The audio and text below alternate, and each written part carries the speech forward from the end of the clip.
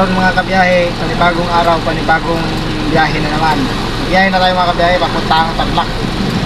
Tarlac na tayo. Yan mga kabiyahe. Kasi baka mamaya madali tayo ng kubra mga kabiyahe.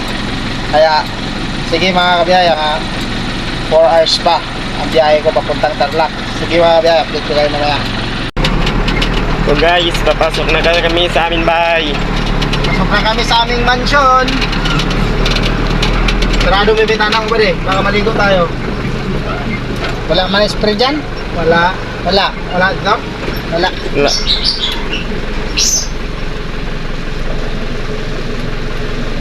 Meron na yun oh. Wala. Sabi ko sa'yo eh, wala nang matitira eh.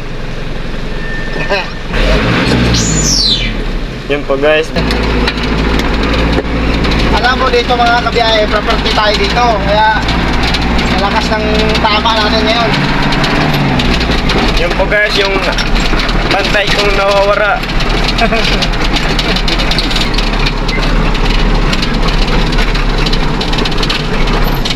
Kaya mga kabiyahe, pumasok na yung mga bangaw. Okay, dumating na kami. Thank you. Update ko kayo mga kabiyahe pag nagkarga na kami. Okay, bye-bye. Ayan mga kabiyahe, karga ng mga tropa. Kaya mga kabiyahe, kaya nagkarga naman, matik na. Nahanap ko tayo pang suda na naon niya.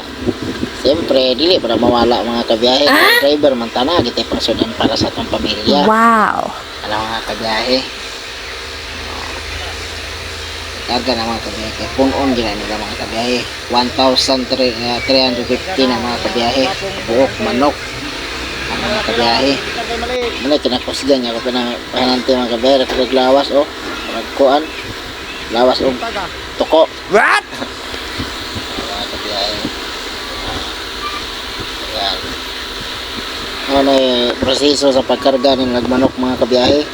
Kanya-kanya na sila mga kabiyahe. Kapikas-pikas. Upat na na sila. Upat po na ka hallway. Tagsa sila mga kabiyahe. Wow! Lain po ng taga-bit-bit ang mga kabiyahe. Mga tao, mga desk farm.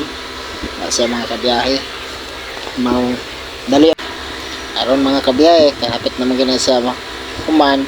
Diyan na lang ko diba kong video mga kabiyahe. Udagan kayong salamat. Follow and like and share.